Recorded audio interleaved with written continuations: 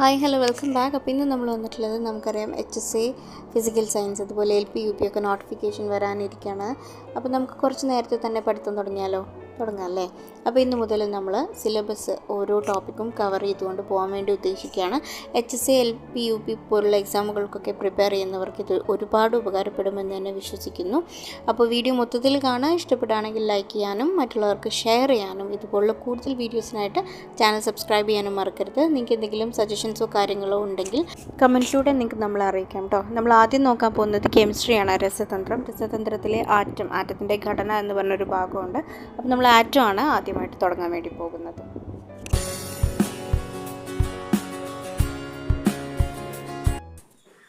അപ്പോൾ നമുക്ക് നോക്കാം ആറ്റം നമുക്ക് പൊതുവേ അറിയാം, ബേസിക് ആയിട്ടുള്ള കാര്യമാണ്. രസതന്ത്രം അല്ലെങ്കിൽ കെമിസ്ട്രിയിലെ ഏറ്റവും ബേസിക് ആയിട്ടുള്ള കാര്യം നമ്മൾ പഠിക്കുന്നതാണ് ആറ്റം എന്ന് പറയുന്നത്. എന്താണ് ആറ്റം എന്ന് പറഞ്ഞാൽ പ്രപഞ്ചത്തിലെ എല്ലാ പദാർത്ഥങ്ങളും നിർമ്മിച്ചിരിക്കുന്ന ഏറ്റവും ചെറിയ കണത്തിനെയാണ് നമ്മൾ എന്തെന്ന് പറയുന്നത്, ആറ്റം എന്ന് പറയുന്നത്.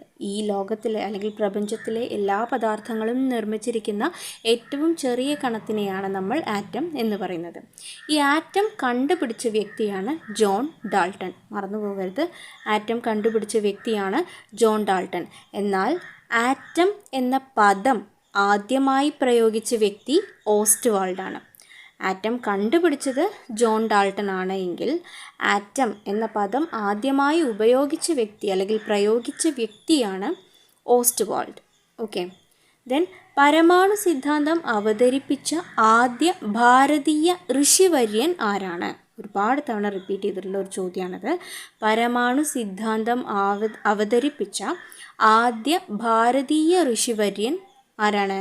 കണാദനാണ്. കണാദമുനി അല്ലെങ്കിൽ കണാദൻ എന്നൊക്കെ പറയാം.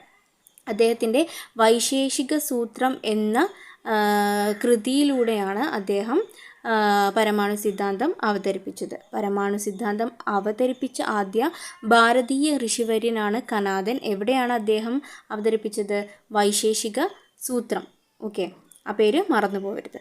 ദെൻ ആദ്യ അറ്റോമിക സിദ്ധാന്തം അവതരിപ്പിച്ചതും ജോൺ ഡാൾട്ടൺ തന്നെയാണ്. ആറ്റം കണ്ടുപിടിച്ച ജോൺ ഡാൾട്ടൺ തന്നെയാണ് ആദ്യത്തെ അറ്റോമിക സിദ്ധാന്തം ആവിഷ്കരിച്ചത് അല്ലെങ്കിൽ അവതരിപ്പിച്ചത്. ഇനി ആറ്റത്തിലെ അടിസ്ഥാന കണങ്ങൾ ഏതൊക്കെയാണ്? ആറ്റത്തിലെ 3 അടിസ്ഥാന കണങ്ങൾ proton, neutron, electron. Proton, neutron, electron എന്നിങ്ങനെയുള്ള 3 അടിസ്ഥാന കണങ്ങളാണ് ആറ്റത്തിനുള്ളിലുള്ളത്. ആറ്റത്തിലെ നെഗറ്റീവ് ചാർജുള്ള ഇലക്ട്രോൺ കണ്ടുപിടിച്ചത് ജെ തോംസൺ ആണ്. അപ്പോൾ ആറ്റത്തിലെ അടിസ്ഥാന കണമായ ഇലക്ട്രോണിൻ്റെ ചാർജ് എന്താണ്? Negative charge. ഇങ്ങനെ നെഗറ്റീവ് ചാർജുള്ള ഇലക്ട്രോൺ കണ്ടുപിടിച്ച വ്യക്തിയാണ് ജെ തോംസൺ. അദ്ദേഹത്തിൻ്റെ ഡിസ്ചാർജ് ട്യൂബ് പരീക്ഷണത്തിലൂടെയാണ് നെഗറ്റീവ് ചാർജുള്ള ഇലക്ട്രോണുകളെ കണ്ടുപിടിച്ചത്. അപ്പോൾ ആറ്റത്തിലെ അടിസ്ഥാന കണങ്ങളാണ് പ്രോട്ടോൺ, ന്യൂട്രോൺ, ഇലക്ട്രോൺ. ഇതിൽ ഇലക്ട്രോണിന് നമ്മൾ പറഞ്ഞു ഇലക്ട്രോണിൻ്റെ ചാർജ് നെഗറ്റീവ് ചാർജാണ്. ഇങ്ങനെ നെഗറ്റീവ് ചാർജുള്ള ഇലക്ട്രോൺ കണ്ടുപിടിച്ച വ്യക്തിയാണ് ജെ തോംസൺ. എങ്ങനെ? അദ്ദേഹത്തിൻ്റെ ഡിസ്ചാർജ് ട്യൂബ് പരീക്ഷണത്തിലൂടെ. ഈ ഇലക്ട്രോണിന് നെഗറ്റീവ് ചാർജ് ഉള്ളതുപോലെ തന്നെ പ്രോട്ടോണിനും ചാർജുണ്ട്. പ്രോട്ടോണിൻ്റെ ചാർജ് എന്താണ്? പ്രോട്ടോണിൻ്റെ ചാർജ് പോസിറ്റീവ് ചാർജാണ്. ഇലക്ട്രോൺ നെഗറ്റീവ് ചാർജ്, പ്രോട്ടോണിന് പോസിറ്റീവ് ചാർജ്. അങ്ങനെയാണെന്നുണ്ടെങ്കിൽ ന്യൂട്രോണിൻ്റെ ചാർജ് എന്താ? ന്യൂട്രോണിന് ചാർജ്ലെസ് ആണ് കേട്ടോ. ഇലക്ട്രോണിൻ്റെ charge negative, proton positive, neutron no charge. Okay, അടുത്തത് ഇലക്ട്രോൺ എന്ന പദം ആദ്യമായി നൽകിയ വ്യക്തി. ഇലക്ട്രോൺ എന്ന പദം ആദ്യമായി നൽകിയത് ജോൺ സ്റ്റോണിയാണ്. നമ്മൾ നേരത്തെ പറഞ്ഞു ആറ്റം കണ്ടുപിടിച്ചത് ജോൺ ഡാൾട്ടൺ ആണെങ്കിൽ ആറ്റം എന്ന പദം ആദ്യമായി പ്രയോഗിച്ച വ്യക്തി ഓസ്റ്റ്വാൾഡ് ആണ്. അതുപോലെ ഇലക്ട്രോൺ കണ്ടുപിടിച്ചത് ജെ തോംസൺ ആണെങ്കിൽ ഇലക്ട്രോൺ എന്ന പദം ആദ്യമായി നൽകിയത് ആരാണ്? ജോൺ സ്റ്റോണിയാണ്. ഇലക്ട്രോണുകളുടെ ദ്വൈത സ്വഭാവം പ്രവചിച്ച വ്യക്തിയാണ് ഡി ബ്രോഗ്ലിയാണ് ഇലക്ട്രോണുകളുടെ ദ്വൈത സ്വഭാവം പ്രവചിച്ച വ്യക്തി. അടുത്തത് ഇലക്ട്രോണുകളുടെ ദ്വൈത സ്വഭാവം പരീക്ഷണത്തിലൂടെ ആദ്യമായി തെളിയിച്ചത് ഡേവിസ്റ്റൺ ആണ്. ഇലക്ട്രോണുകളുടെ ദ്വൈത സ്വഭാവം പരീക്ഷണത്തിലൂടെ ആദ്യമായി തെളിയിച്ചത് ഡേവിസ്റ്റൺ ആണ്. ഇലക്ട്രോണുകളുടെ ദ്വൈത സ്വഭാവം പ്രവചിച്ച വ്യക്തിയാണ് ഡി ബ്രോഗ്ലി. പരീക്ഷണത്തിലൂടെ ആദ്യമായി തെളിയിച്ചത് ഡേവിസ്റ്റൺ ആണ്. ഇലക്ട്രോണിൻ്റെ മാസ് 9.1 × 10⁻³ കിലോഗ്രാമാണ്. ഇലക്ട്രോണിൻ്റെ മാസ് എത്രയാണ്? 9.1 × 10⁻³ കിലോഗ്രാമാണ്. ഈ ഇലക്ട്രോണിൻ്റെ മാസ് കണ്ടുപിടിച്ച ആളും ഇലക്ട്രോൺ കണ്ടുപിടിച്ച ജെ തോംസൺ തന്നെയാണ്. ഇലക്ട്രോണിൻ്റെ മാസ് കണ്ടുപിടിച്ചതും ഇലക്ട്രോൺ കണ്ടുപിടിച്ചതും ഒരേ വ്യക്തിയാണ് ജെ തോംസൺ. ജെ തോംസൺ അദ്ദേഹത്തിൻ്റെ ഡിസ്ചാർജ് ട്യൂബ് പരീക്ഷണത്തിലൂടെയാണ് കണ്ടുപിടിച്ചത്. ആൻഡ് ഇലക്ട്രോണിൻ്റെ മാസ് എന്ന് പറയുന്നത് എത്രയാണ്? 9.1 × 10⁻³ കിലോഗ്രാമാണ്. ഇനി ഇലക്ട്രോണിൻ്റെ ചാർജ് എത്രയാണ്? 1.6 × 10⁻⁻19 കൂളം ആണ്. ഇലക്ട്രോണിൻ്റെ ചാർജ് എത്രയാണ്? 1.6 × 10⁻⁻19 കൂളം. ഇലക്ട്രോണിൻ്റെ ചാർജ് കണ്ടുപിടിച്ച വ്യക്തിയാണ് മില്ലിക്കൺ. മില്ലിക്കൺ എണ്ണത്തുള്ളി പരീക്ഷണത്തിലൂടെയാണ് ഇലക്ട്രോണിൻ്റെ ചാർജ് കണ്ടുപിടിച്ചത്. ഇലക്ട്രോണിൻ്റെ മാസ് എത്രയാണ്? 9.1 × 10⁻31 കിലോഗ്രാം. ഇലക്ട്രോണിൻ്റെ മാസ് കണ്ടുപിടിച്ചത് ജെ തോംസൺ ആണെങ്കിൽ ഇലക്ട്രോണിൻ്റെ ചാർജ് 1.6 × 10⁻19 കൂളം കണ്ടുപിടിച്ച വ്യക്തിയാണ് മില്ലിക്കൺ അദ്ദേഹത്തിൻ്റെ എണ്ണത്തുള്ളി പരീക്ഷണത്തിലൂടെ. അപ്പോൾ ഇത്രയാണ് കാര്യങ്ങൾ. ഇനി അടുത്തതായിട്ട് നമ്മൾ നോക്കാൻ വേണ്ടി പോകുന്നത് പ്രോട്ടോണാണ്. പ്രോട്ടോണിൻ്റെ കുറച്ച് കാര്യങ്ങൾ നോക്കാൻ വേണ്ടി പോവുകയാണ്.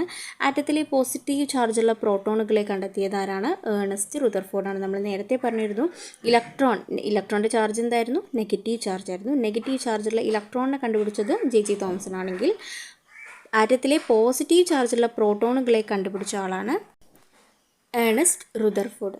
ആറ്റത്തിലെ പോസിറ്റീവ് ചാർജിൻ്റെ സാന്നിധ്യം ആദ്യമായി കണ്ടെത്തിയ ആളാണ് ഗോൾഡ് സ്റ്റീൻ. ആറ്റത്തിലെ പോസിറ്റീവ് ചാർജിൻ്റെ സാന്നിധ്യമുണ്ടെന്ന് ആദ്യമായി കണ്ടെത്തിയത് ഗോൾഡ് സ്റ്റീനാണ്. അതുപോലെ ഒരു മൂലകത്തിൻ്റെ തിരിച്ചറിയൽ കാർഡ് എന്നറിയപ്പെടുന്ന കണമാണ് പ്രോട്ടോൺ. ഒരു മൂലകത്തിൻ്റെ തിരിച്ചറിയൽ കാർഡ് എന്നറിയപ്പെടുന്ന കണമാണ്. അടുത്തത് നമ്മൾ ആറ്റത്തിൻ്റെ ന്യൂട്രോണിനെ കുറിച്ച് നോക്കാൻ വേണ്ടി പോവുകയാണ്. ആറ്റത്തിലെ ചാർജ് ഇല്ലാത്ത കണമാണ് ന്യൂട്രോൺ.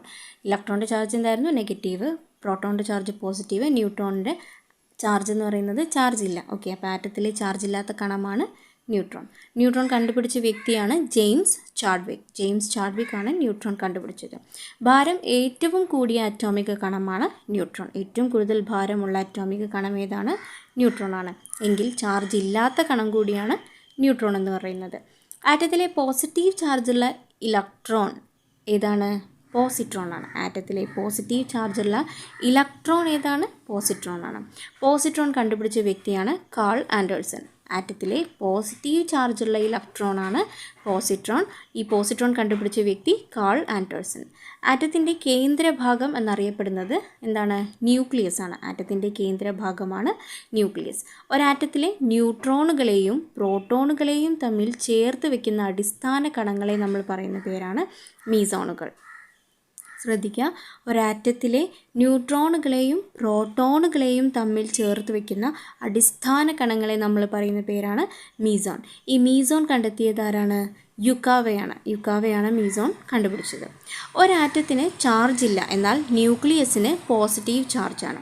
ഒരാറ്റത്തിന് ചാർജ് ഇല്ല, എന്നാൽ അതിൻ്റെ ന്യൂക്ലിയസിന് പോസിറ്റീവ് ചാർജാണ്. ഒരാറ്റത്തിലെ പ്രോട്ടോണുകളുടെ എണ്ണമാണ് എന്തെന്ന് പറയുന്നത്? അതിൻ്റെ അറ്റോമിക് നമ്പറിനെ നമ്മൾ ക്യാപിറ്റൽ ലെറ്റർ Z എന്ന് പറയുന്ന ലെറ്റർ കൊണ്ടാണ് സൂചിപ്പിക്കുന്നത്. അപ്പോൾ ഒരാറ്റത്തിലെ പ്രോട്ടോണുകളുടെ എണ്ണത്തെയാണ് നമ്മൾ ആ ആറ്റത്തിൻ്റെ അറ്റോമിക് നമ്പർ എന്ന് പറയുന്നത്. അതുപോലെ ഒരാറ്റത്തിലെ പ്രോട്ടോണുകളുടെയും ന്യൂട്രോണുകളുടെയും ആകെ തുകയാണ് അവയുടെ മാസ് നമ്പർ. ഒരാറ്റത്തിലെ പ്രോട്ടോണുകളുടെയും ന്യൂട്രോണുകളുടെയും ആകെ തുകയാണ് അതിൻ്റെ മാസ് നമ്പർ. അപ്പോൾ എന്താണ്? ഒരു ആറ്റത്തിലെ പ്രോട്ടോണുകളുടെ എണ്ണം എന്ന് പറയുന്നതാണ് അതിൻ്റെ അറ്റോമിക് നമ്പർ. അറ്റോമിക് നമ്പറിനെ നമ്മൾ സൂചിപ്പിക്കുന്നത് Z എന്ന ലെറ്റർ കൊണ്ടാണ്. ഒരു ആറ്റത്തിലെ പ്രോട്ടോണുകളുടെയും ന്യൂട്രോണുകളുടെയും ആകെ തുകയാണ് അവയുടെ മാസ് നമ്പർ. അടുത്തതായി ആറ്റം എന്ന ഭാഗത്തിൽ ഏറ്റവും അധികം ചോദിച്ച് കണ്ടിട്ടുള്ള കാര്യങ്ങളാണ് ഐസോടോപ്പ്, ഐസോബാറുകൾ, അതുപോലെ തന്നെ ഐസോട്ടോണുകൾ. എന്താണ് ഐസോടോപ്പുകൾ? നമുക്ക് നോക്കാം. ഒരേ അറ്റോമിക് നമ്പറും വ്യത്യസ്ത മാസ് നമ്പറുമുള്ള ആറ്റങ്ങളാണ് അറ്റോമിക് നമ്പറുകൾ എന്ന് പറയുന്നത്. നമുക്കറിയാം, ഒരു ആറ്റത്തിന് അറ്റോമിക് നമ്പറും മാസ് നമ്പറും ഉണ്ടാവും. അപ്പോൾ ഒരേ അറ്റോമിക് നമ്പറും വ്യത്യസ്ത മാസ് നമ്പറുമുള്ള ആറ്റങ്ങളെയാണ് നമ്മൾ എന്തെന്ന് പറയുന്നത്? ഐസോടോപ്പുകൾ എന്ന് പറയുന്നത്. ഉദാഹരണം താഴെ കൊടുത്തിട്ടുണ്ട്. നമ്മൾ നോക്കുകയാണെങ്കിൽ കാർബണിൻ്റെ കാർബൺ ആറ്റത്തെയാണ് കൊടുത്തിട്ടുള്ളത്. കാർബണിൻ്റെ താഴെ അറ്റോമിക് നമ്പർ എപ്പോഴും താഴെ ആയിരിക്കും. താഴെ കൊടുത്തിട്ടുള്ളത് 2ഉം 6ആണ്. പക്ഷേ അതിൻ്റെ മാസ് നമ്പർ എത്രയാണ്? ഒന്നിൽ 12ഉം ഒന്നിൽ 14ആണ്. പക്ഷേ അറ്റോമിക് നമ്പർ രണ്ടിലും എന്താണ്? 6ഉം 6ഉം ആണ്. അപ്പോൾ അറ്റോമിക് നമ്പർ, ഒരേ അറ്റോമിക് നമ്പറും വ്യത്യസ്ത മാസ് നമ്പറും ഉള്ള ആറ്റങ്ങളെയാണ് നമ്മൾ ഐസോടോപ്പുകൾ, ഇതുപോലുള്ളവയാണ് നമ്മൾ ഐസോടോപ്പുകൾ എന്ന് പറയുന്നത്. ഇനി ഈ ഐസോടോപ്പുകൾ ഫോസിലുകളുടെ കാലപ്പഴക്കം കണ്ടെത്തുന്നതിന് നമ്മൾ ഉപയോഗിക്കുന്നുണ്ട്. ഫോസിലുകളുടെ കാലപ്പഴക്കം കണ്ടെത്തുന്നതിന് നമ്മൾ ഉപയോഗിക്കുന്ന ഐസോടോപ്പാണ് കാർബണിൻ്റേത്. ഓക്കെ. ഇനി ഫോസിലുകളുടെ കാലപ്പഴക്കം നിർണ്ണയിക്കുന്ന രീതിയെ നമ്മൾ പറയുന്നതാണ് കാർബൺ ഡേറ്റിംഗ്. കാർബൺ ഡേറ്റിംഗ് എന്നാണ് ഫോസിലുകളുടെ കാലപ്പഴക്കം നിർണ്ണയിക്കുന്ന രീതിയെ പറയുന്നത്. ഈ കാർബൺ ഡേറ്റിംഗ് കണ്ടെത്തിയ വ്യക്തിയാണ് Willard Frank Libby. Willard Frank ലിബിയാണ് കാർബൺ ഡേറ്റിംഗ് കണ്ടെത്തിയത്. കാർബൺ ഡേറ്റിംഗ് ഉപയോഗിക്കുന്നത് എന്തിനാ? ഫോസിലുകളുടെ കാലപ്പഴക്കം നിർണ്ണയിക്കുന്നതിന് വേണ്ടിയിട്ട്. ഫോസിലുകളുടെ കാലപ്പഴക്കം നിർണ്ണയിക്കുന്നതിന് വേണ്ടിയിട്ട് നമ്മൾ ഉപയോഗിക്കുന്ന ഐസോടോപ്പ് ഏതാണ്? കാർബണിൻ്റെ ഐസോടോപ്പാണ്. ഐസോടോപ്പുകളുടെ പിതാവ് എന്നറിയപ്പെടുന്ന വ്യക്തിയാണ് ഫ്രെഡറിക് സോഡി. ഫ്രെഡറിക് സോഡിയാണ് ഐസോടോപ്പുകളുടെ പിതാവ് എന്നറിയപ്പെടുന്നത്. അടുത്തതാണ് ഐസോബാറുകൾ. ഐസോടോപ്പുകൾ നമ്മൾ എന്താ പറഞ്ഞിരുന്നത്? ഒരേ അറ്റോമിക് നമ്പറും വ്യത്യസ്ത മാസ് നമ്പറും ഉള്ള ആറ്റങ്ങളാണ് ഐസോടോപ്പുകൾ. എന്നാൽ ഐസോബാറുകൾ എന്ന് പറഞ്ഞിട്ടുണ്ടെങ്കിൽ ഒരേ മാസ് നമ്പറും വ്യത്യസ്ത അറ്റോമിക് നമ്പറും ഉള്ള മൂലകങ്ങളുടെ ആറ്റങ്ങളാണ് എന്തെന്ന് പറയുന്നത്? ഐസോബാറുകൾ എന്ന് പറയുന്നത്. ഓക്കെ. ഒരേ മാസ് നമ്പറും വ്യത്യസ്ത അറ്റോമിക് നമ്പറുമുള്ള വ്യത്യസ്ത മൂലകങ്ങളുടെ ആറ്റങ്ങളെയാണ് നമ്മൾ എന്തെന്ന് പറയുന്നത്? ഐസോബാറുകൾ എന്ന് പറയുന്നത്. നോക്കൂ, ഇവിടെ ഒന്ന് കാർബണാണ്, ഒന്ന് നൈട്രജനാണ്. രണ്ടിൻ്റെയും മാസ് നമ്പർ സെയിം ആണ്. എത്രയാണ്? 14. പക്ഷേ അറ്റോമിക് നമ്പർ രണ്ടും ഡിഫറെൻ്റ് ആണ്. അപ്പോൾ അങ്ങനെയുള്ളതിനെയാണ് നമ്മൾ ഐസോബാറുകൾ എന്ന് പറയുന്നത്. ഒരേ മാസ് നമ്പറും വ്യത്യസ്ത അറ്റോമിക് നമ്പറും ആണെന്നുണ്ടെങ്കിൽ അവയാണ് നമ്മൾ ഐസോബാറുകൾ എന്ന് പറയുന്നത്. ഇപ്പോൾ നമ്മൾ ഐസോടോപ്പുകളും ഐസോബാറുകളും നോക്കി. അടുത്തതാണ് ഐസോടോണുകൾ. ഐസോടോണുകൾ എന്ന് പറഞ്ഞിട്ടുണ്ടെങ്കിൽ തുല്യ എണ്ണം ന്യൂട്രോണുകളുള്ള ആറ്റങ്ങളാണ് ഐസോടോണുകൾ. എന്താണ്? തുല്യ എണ്ണം ന്യൂട്രോണുകളുള്ള ആറ്റങ്ങളെയാണ് നമ്മൾ ഐസോടോണുകൾ എന്ന് പറയുന്നത്. ഉദാഹരണം കാർബണും ഓക്സിജനും, രണ്ടിനും തുല്യ എണ്ണം ന്യൂട്രോണുകളാണുള്ളത്. ഇനി ഹൈഡ്രജൻ്റെ ഐസോടോപ്പുകൾ. ഹൈഡ്രജൻ്റെ പ്രധാനപ്പെട്ട ഐസോടോപ്പുകളാണ് പ്രോട്ടിയം, ഡ്യൂട്ടീരിയം, ട്രിഷിയം. ഇവ 3 പ്രോട്ടിയം, ഡ്യൂട്ടീരിയം, ട്രിഷിയം. ഓക്കെ. ഇനി പ്രപഞ്ചത്തിൽ ഏറ്റവും കൂടുതൽ കാണപ്പെടുന്ന വാതകം ഏതാണ്? ഹൈഡ്രജൻ ആണ്. നമുക്കറിയാം പ്രപഞ്ചത്തിൽ ഏറ്റവും കൂടുതൽ കാണപ്പെടുന്ന മൂലകവും ഹൈഡ്രജൻ തന്നെയാണ്. പ്രപഞ്ചത്തിൽ ഏറ്റവും കൂടുതൽ കാണപ്പെടുന്ന വാതകവും മൂലകവും ഹൈഡ്രജനാണ്. പ്രപഞ്ചത്തിൽ ഏറ്റവും കൂടുതൽ കാണപ്പെടുന്ന ഐസോടോപ്പ് ഏതാണ്? പ്രപഞ്ചത്തിൽ ഏറ്റവും കൂടുതൽ കാണപ്പെടുന്ന ഐസോടോപ്പാണ് ഹൈഡ്രജൻ്റെ ഐസോടോപ്പായിട്ടുള്ള പ്രോട്ടിയം. ഹൈഡ്രജൻ്റെ ഐസോടോപ്പായ പ്രോട്ടിയമാണ് പ്രപഞ്ചത്തിൽ ഏറ്റവും കൂടുതൽ കാണപ്പെടുന്ന ഐസോടോപ്പ്. പ്രപഞ്ചത്തിൽ ഏറ്റവും കൂടുതൽ കാണപ്പെടുന്ന ദ്രവ്യത്തിൻ്റെ, മാറ്ററിൻ്റെ അവസ്ഥ ഏതാണ്? സ്റ്റേറ്റ് ഓഫ് മാറ്റർ ഏതാണ്? പ്ലാസ്മയാണ്. 4ാമത്തെ സ്റ്റേറ്റ് ഓഫ് മാറ്റർ ആയിട്ടുള്ള പ്ലാസ്മയാണ് പ്രപഞ്ചത്തിൽ ഏറ്റവും കൂടുതൽ കാണപ്പെടുന്ന ദ്രവ്യത്തിൻ്റെ അവസ്ഥ. പ്രപഞ്ചത്തിൽ ഏറ്റവും കൂടുതൽ കാണപ്പെടുന്ന ലോഹം ഏതാണ്? മെറ്റൽ, ഇരുമ്പാണ്. ഒരു ഇലക്ട്രോൺ മാത്രമുള്ള ആറ്റമാണ് ഹൈഡ്രജൻ. ഒരു ഇലക്ട്രോൺ മാത്രമുള്ള ആറ്റമാണ് ഹൈഡ്രജൻ. ന്യൂട്രോണുകളില്ലാത്ത ആറ്റമാണ് ഹൈഡ്രജൻ. ഓക്കെ. അപ്പോൾ പ്രപഞ്ചത്തിൽ ഏറ്റവും കൂടുതൽ കാണപ്പെടുന്ന വാതകം, മൂലകം ഏതാണ്? ഹൈഡ്രജനാണ്. പ്രപഞ്ചത്തിൽ ഏറ്റവും കൂടുതൽ കാണപ്പെടുന്ന ഐസോടോപ്പ് ഏതിൻ്റെ ഐസോടോപ്പാണ്? ഹൈഡ്രജൻ്റെ ഐസോടോപ്പായ പ്രോട്ടിയം. പ്രപഞ്ചത്തിൽ ഏറ്റവും കൂടുതൽ കാണപ്പെടുന്ന ദ്രവ്യത്തിൻ്റെ അവസ്ഥ ഏതാണ്? പ്ലാസ്മയാണ്. പ്ലാസ്മ സ്റ്റേറ്റ് ആണ്. പ്രപഞ്ചത്തിൽ ഏറ്റവും കൂടുതൽ കാണപ്പെടുന്ന ലോഹം ഇരുമ്പാണ്. ഒരു ഇലക്ട്രോൺ മാത്രമുള്ള ആറ്റം ഹൈഡ്രജൻ. ന്യൂട്രോൺ ഇല്ലാത്ത ആറ്റവും ഹൈഡ്രജൻ തന്നെയാണ്.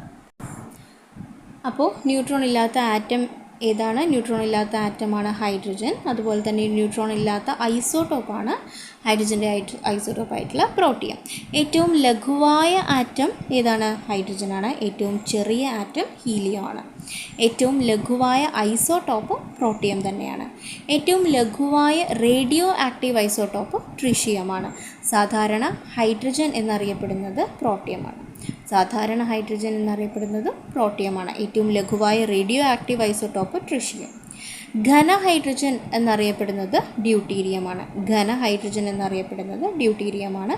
റേഡിയോ ആക്റ്റീവ് ഹൈഡ്രജൻ എന്നറിയപ്പെടുന്നതും ട്രിഷിയം തന്നെയാണ്. റേഡിയോ ആക്റ്റീവ് ഹൈഡ്രജൻ എന്നറിയപ്പെടുന്നത് ഇതാണ്, ട്രിഷിയമാണ്. അപ്പോൾ ഒരു ഇലക്ട്രോൺ മാത്രമുള്ള ആറ്റം ഹൈഡ്രജനാണ്. ന്യൂട്രോൺ ഇല്ലാത്ത ആറ്റവും ഹൈഡ്രജനാണ്. ന്യൂട്രോൺ ഇല്ലാത്ത ഐസോടോപ്പ് പ്രോട്ടിയം. ഏറ്റവും ലഘുവായ ആറ്റം ഹൈഡ്രജനാണ്. അങ്ങനെയാണെങ്കിൽ ഏറ്റവും ചെറിയ ആറ്റം ഹീലിയമാണ്. ഏറ്റവും ലഘുവായ ഐസോടോപ്പ് പ്രോട്ടിയം. ഏറ്റവും ലഘുവായ റേഡിയോ ആക്റ്റീവ് ഐസോടോപ്പ് ട്രിഷിയം. സാധാരണ ഹൈഡ്രജൻ എന്നറിയപ്പെടുന്നത് പ്രോട്ടിയമാണ്. സാധാരണ ഹൈഡ്രജൻ എന്നറിയപ്പെടുന്നത് പ്രോട്ടിയം, ഘന ഹൈഡ്രജൻ എന്നറിയപ്പെടുന്നത് ഡ്യൂട്ടീരിയം, റേഡിയോ ആക്റ്റീവ് ഹൈഡ്രജൻ എന്നറിയപ്പെടുന്നത് ട്രിഷ്യം. അപ്പോൾ ഇത്രയാണ് ബേസിക് ആയിട്ടുള്ള ആറ്റത്തിനെ കുറിച്ചും ആറ്റത്തിൻ്റെ കണങ്ങളെക്കുറിച്ചിട്ടും അതുപോലെ തന്നെ ഐസോടോപ്പ്, ഐസോബാർ, ഐസോട്ടോൺ ഇവയെക്കുറിച്ചൊക്കെ നമ്മൾ ഒരുപാട് കാര്യങ്ങൾ ഡിസ്കസ് ചെയ്തു. ഇതിൽ ഒരുപാടെണ്ണം നമ്മുടെ പ്രീവിയസ് ക്വസ്റ്റ്യൻസ് ആണ്, അതായത് റിപ്പീറ്റഡ് ക്വസ്റ്റ്യൻസ് ആണ്, എപ്പോഴും ചോദിച്ചു വരാറുള്ള ക്വസ്റ്റ്യൻസ് ആണ്. ഇപ്പോൾ 10th പ്രിലിംസ് ആയിക്കോട്ടെ, അങ്ങനെയുള്ള ഒരുപാട് പരീക്ഷകളിൽ ചോദിച്ചു വന്നിട്ടുള്ള റിപ്പീറ്റഡ് ക്വസ്റ്റ്യൻസ് ഉണ്ട്. അപ്പോൾ വരാനിരിക്കുന്ന LPUP HSA പോലുള്ള എക്സാമുകളിലൊക്കെ നിങ്ങൾക്ക് തീർച്ചയായിട്ടും ഉപകാരപ്പെടും. അപ്പോൾ നമ്മളിതാ ഇന്ന് ഫസ്റ്റ് ക്ലാസ് നമ്മൾ ആരംഭിക്കുകയാണ്. ഇന്ന് മുതൽ കണ്ടിന്യൂസ് ആയിട്ട് നമ്മൾ LPUP HSAൻ്റെ ക്ലാസ്സുകളും അതുപോലെ തന്നെ കറണ്ട് അഫെയേഴ്സും കാര്യങ്ങളൊക്കെ നമ്മൾ അപ്ലോഡ് ചെയ്യും. അപ്പോൾ വീഡിയോ ഇഷ്ടപ്പെട്ടിട്ടുണ്ട്, ഉപകാരപ്പെടുകയാണെന്ന് തോന്നുകയാണെന്നുണ്ടെങ്കിൽ നിങ്ങൾ ലൈക്ക് ചെയ്യാനും ഷെയർ ചെയ്യാനും ഇനി ഇതുപോലുള്ള കൂടുതൽ വീഡിയോസിനായിട്ട് ചാനൽ സബ്സ്ക്രൈബ് ചെയ്യാനും വേണ്ടി മറക്കരുത്. തൊട്ടടുത്തുള്ള ബെല്ലൈക്കൺ കൂടി എനേബിൾ ചെയ്യുക. തീർച്ചയായിട്ടും നിങ്ങൾക്ക് ഉപകാരപ്പെടുന്ന വീഡിയോസ് ആയിരിക്കും നമ്മൾ അപ്ലോഡ് ചെയ്യുന്നത്. Thank you for watching.